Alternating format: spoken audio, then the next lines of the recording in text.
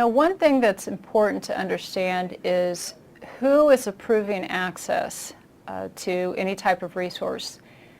Unfortunately, in some environments, it's up to IT. They're setting up the accounts, they're assigning the privileges and the permissions, and that's not how it should be, because they don't have that liability. It should be somebody at a higher level that actually assigns access. And we're going to get more into that in identity management in Domain 2. But right now, what I want to get across is there's data owners who will set the classification. By them setting the classification, that indicates who can access this data. It's not IT's job or anybody else's job to say who can access this data. It's the data owner. They're responsible for not what it means to set the classification. It means who can actually access this. Now we're going to get into information classification.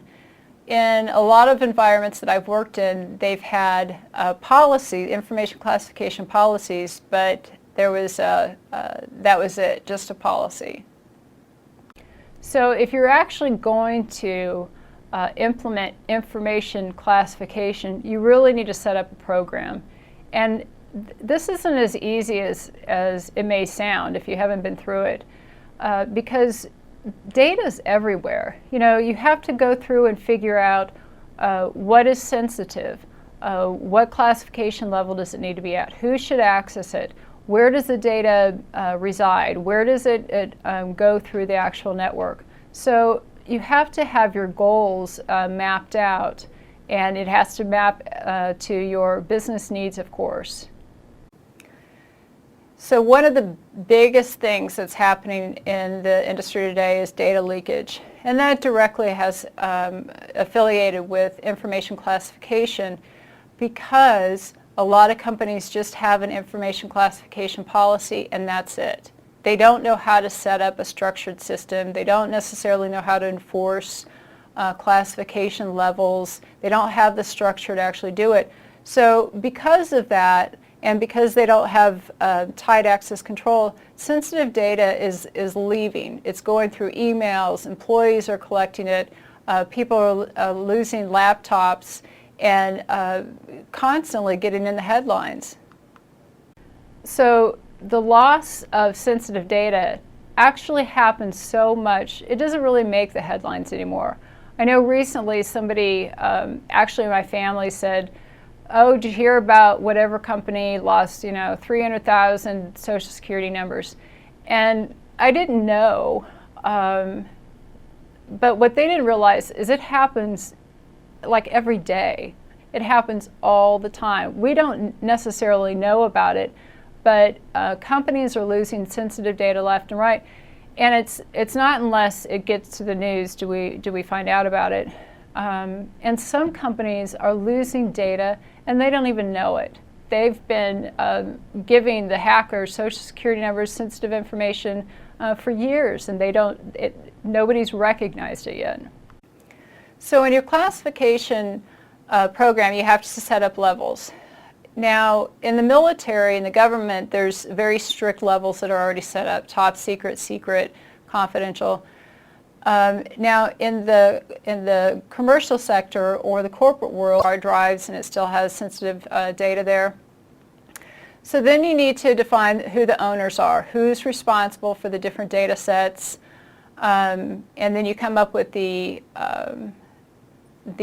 level of protection that's required per classification. So if you have confidential, it requires this level of protection. If you have private, it requires this level of protection. And you need to integrate it into your security awareness training and any other training programs, because users need to know what to do or how to deal with this type of information. If something's marked confidential, who can have it? Who can't have it? How am I supposed to move it around? So you have to inform the people who will be working with the data. So the first thing you do is develop a policy. Policy is at a high level, and it's going to lay out a lot of the things that we just talked about. The data owner, what the data owner's responsibility is, what the classifications that are going to be used, what the definition is per classification. So you have a policy that outlines everything that's been decided upon. And then you have to have your procedures and guidelines and standards. So we have to spell out, how do we classify information? How do we change the classification? Because sometimes things can be declassified, or sometimes it becomes more sensitive. How do we destroy the data? And another domain, we're going to talk about how to securely destroy sensitive data. But these are all the things that have to be considered. And that's why it sounds like data classification is an easy process, but there's actually a lot involved. So on the classification levels, it's important to not have too many of them. Say you had 15 classification levels. Well, that's too crazy. It's too confusing. Nobody would know what to put, what kind of data goes where. So you don't want too many, but you also don't want too small of an amount, because they're not going to be taken seriously.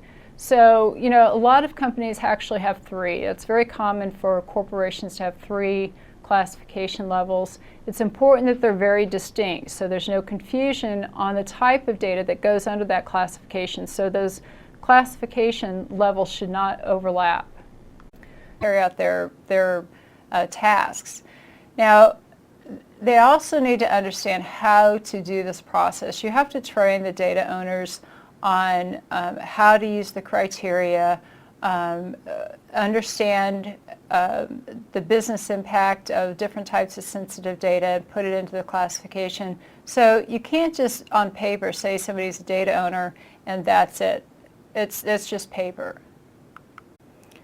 So as I said before, the sensitive data must be labeled properly and have handling procedures. How are we supposed to handle this? If it's a digital, if it's in paper, who is supposed to handle it? What are the procedures? There should be markings. If it's classified, it should have that on the actual paper or on the digital format. And this is important that, it gets back to that whole due care thing. If sensitive information got out and then one of your customers came to sue you, you'll go to court and they'll say, well, what did you do? And if you didn't do things like this, if you didn't set up an information classification program, if you didn't train the people how to do it, you didn't properly mark what was sensitive and what wasn't, then you'll be found liable and you'll be in the headlines, which is not a good thing.